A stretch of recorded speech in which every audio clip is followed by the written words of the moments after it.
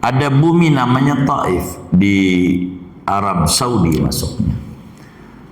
Lidah ini tempat kita ngomong, tempat bersaksi, tempat bertutur, tempat berdoa, pakai lidah.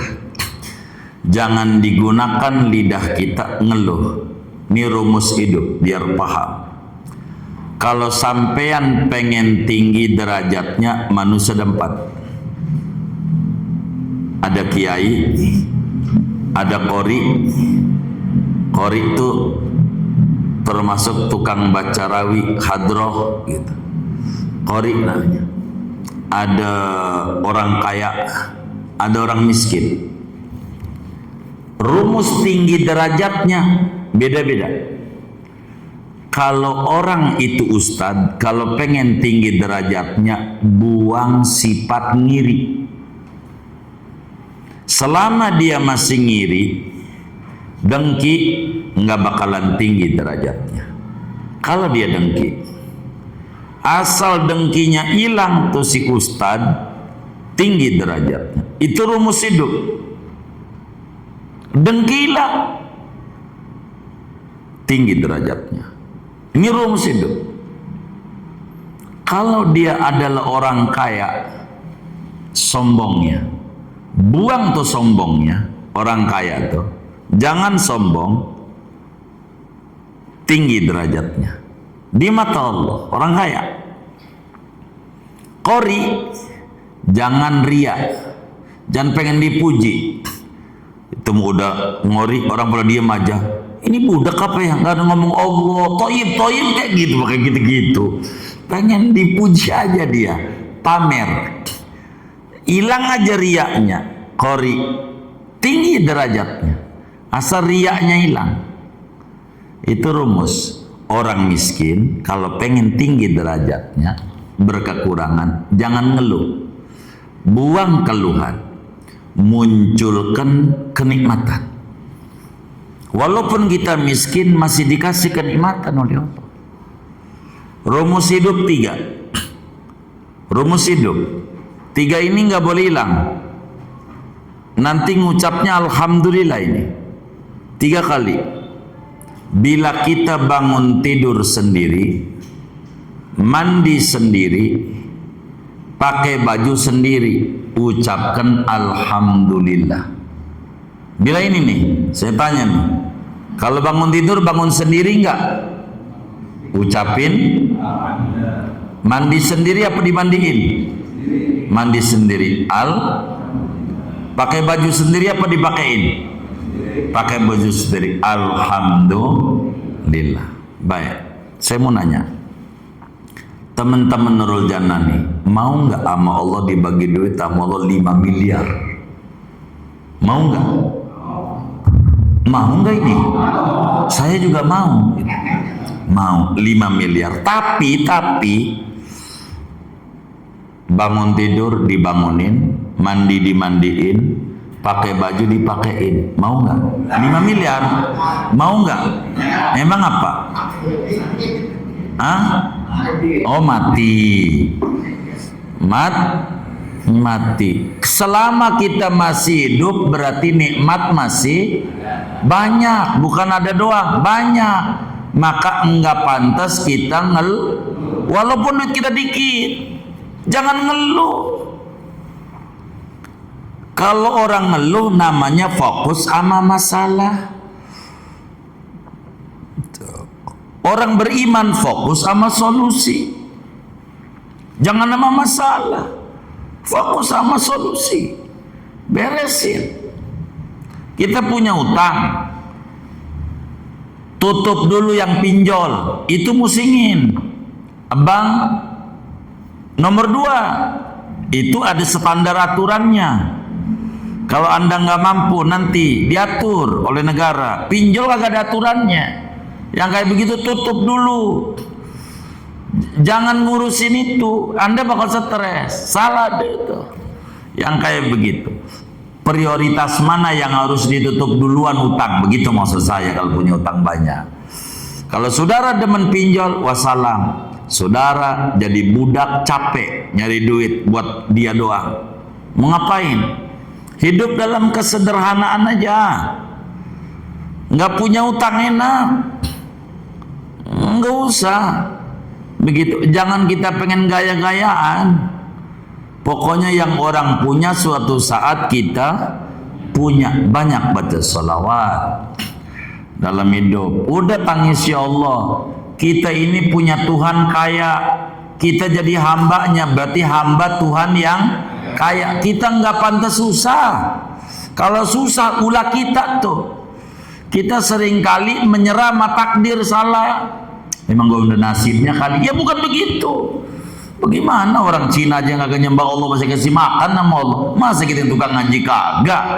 Ini karena dia salah dalam mempersepsikan kehidupan. Ini nggak benar, begitu, nggak benar. Kita harus berdoa sama Allah. Jangan jauh dengan Allah.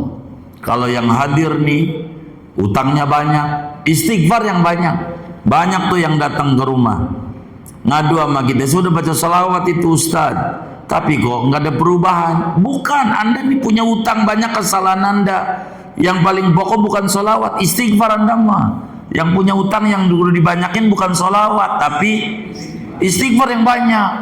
Maksudnya utang saya ratusan juta, berarti kudu banyak lagi istighfarnya. 10.000 saben hari. Astagfirullah wa atubu ilaih, astagfirullah wa atubu ilaih. 10.000 jangan kurang. Begitu, saban hari duduk di sejadah. Mesti ada kesalahan kita kelilit utang. Ini nggak bisa. Ada salah kita. Begitu. Mau bisnis saja udah ngitung untung. Nih dagang sapi. Ini Ustad. Jadi begini, ngambil kambing ya sama sapi di Boyolali dah. Kambing itu di sono kambing bisa 700, 800, paling mahal 1 juta. Lu jual 3 juta, itu ada untung 2 juta. 2 juta untung. Kalau 1.000 ekor 2 juta, 2 miliar, untung 2 miliar. Ini enak nih, 2 miliar, 2 miliar. Ini saya benerin ini 2 miliar. Ini saya bisa kebeli rumah yang di samping ini 2 miliar, ini 2 miliar. Ngutang. Dia kagak ngerti urusan kambing, dagang kambing kagak, ngangon kambing kagak. Makannya saban hari sop kambing, udah jadi sop. Begitu. Dia kagak pikirin dari Boyolali ke Jakarta tuh kambing diri. Ente aja coba diri. Dari Jawa ke Jakarta diri aja jangan duduk-duduk. Pegel nggak kira-kira? Lah kambing ada yang mati juga. Ente hitung tuh yang mati. Jangan enaknya doang. Kan kita belum terus. Kamu kita nih dagang ini untung nih. Ntar dulu. Kita tuh jangan mau ketipu. Untung pokoknya dagang ini. Tanya sama dia, Abang nih dagang kambing nih udah berapa lama? Ya Allah, saya ini udah 30 tahun. Saya mau tanya, ruginya berapa kali? Enggak kayak itu. Kita baru mau. Berarti kita bisa sukses kayak dia berapa tahun lagi? Ya 30 tahun lagi. Jangan lihat suksesnya. Tuh begitu. Begitu. Ini hidup. Kita ini seringkali nyontoh sukses, tidak nyontoh proses. Yang dicontoh mah proses. Kambing gak sehat terus, ada yang sakit, ada yang pilek, belum pegel-pegel kakinya, kan diri mulu dari Jawa. Bener nggak? Mati. Begitu. Idul Adha udah habis, ya murah lagi. Ini bagaimana? Ya ente kan ngelihatnya untung doang. Hitung dong yang utuh. Jangan ngelihat enaknya doang.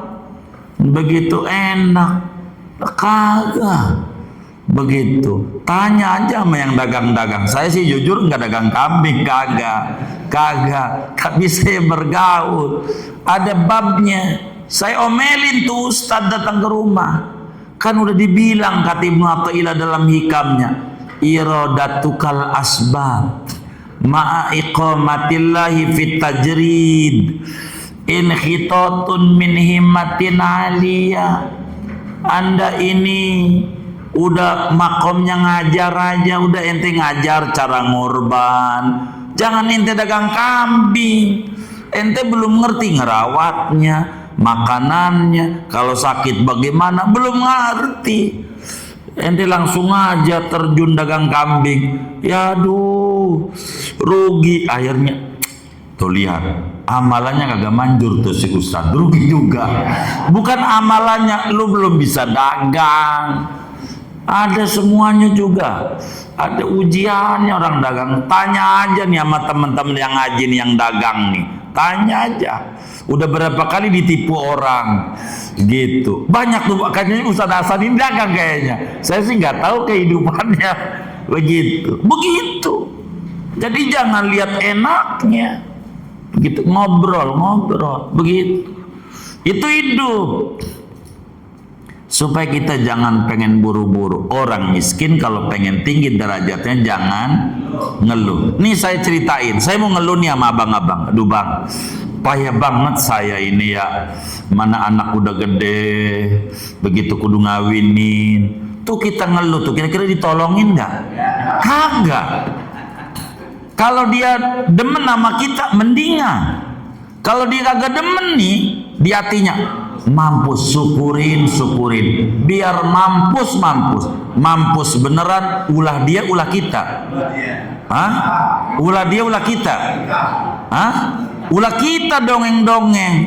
Begitu. Maka disumpahin nama dia. Ngapa kita dongengin? Dongengmu di sejadah sama Allah. Begitu.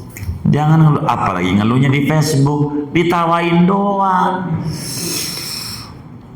Jangan. Orang miskin kalau pengen tinggi derajatnya, kuncinya jangan ngeluh. Orang kaya kalau pengen tinggi derajatnya jangan sombong. Kiai ustadz kalau pengen derajatnya jangan dengki, jangan kori. Kalau pengen tinggi derajatnya jangan ria. Udah, ini rumus. Wis tinggi.